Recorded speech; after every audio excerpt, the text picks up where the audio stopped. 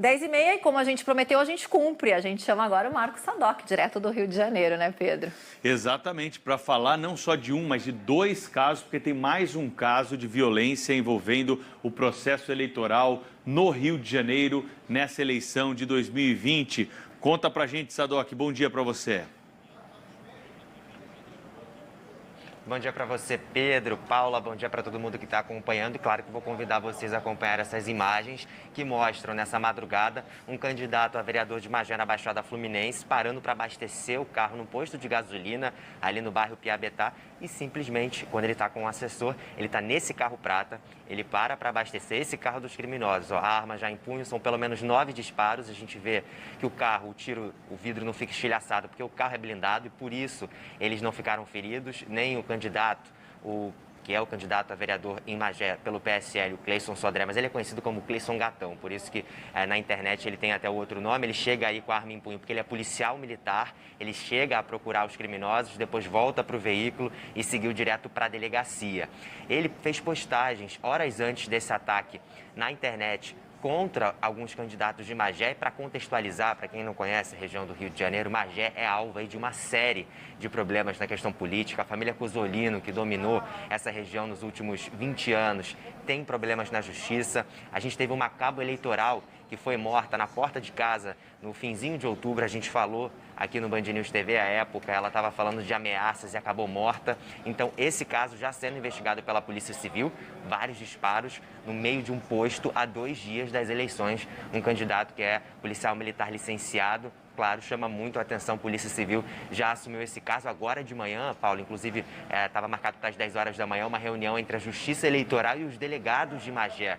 Dada a circunstância aí problemática daquela região, é foco das forças de segurança.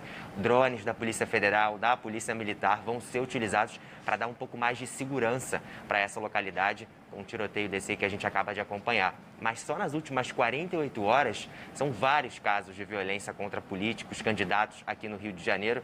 Por exemplo, em Seropédica, a gente teve um tiroteio num comitê de campanha de vereadores, uma correria generalizada por lá também, um outro candidato. Em Itaboraí, esse também a gente tem registro em imagens que a gente vai colocar aí ao longo da manhã, mas o candidato estava fazendo uma campanha ali pelas ruas de Itaboraí, município da região metropolitana, próximo a São Gonçalo, próximo a Niterói, quando foi alvo também de ataques.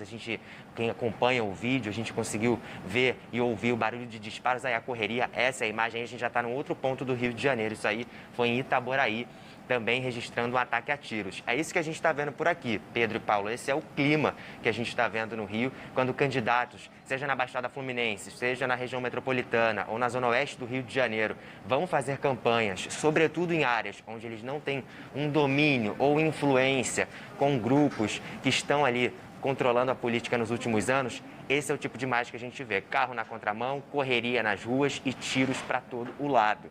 Então, mais um ataque com políticos. Nas últimas 48 horas, são pelo menos 4 ataques a tiros no estado do Rio de Janeiro. Isso nas últimas horas, pelo que você falou, né, Sadoc? Porque há semanas a gente vem trazendo, e você aqui pra gente também, outros ataques. Eu e o Marco Figueiredo, outro dia a gente tentou fazer um levantamento, mas de cabeça a gente não conseguiu, de tantos que são, né, no Rio e em outros estados aí do Brasil também. Daqui a pouquinho o nosso assunto é eleições, a gente já falou um pouquinho de segurança por aqui.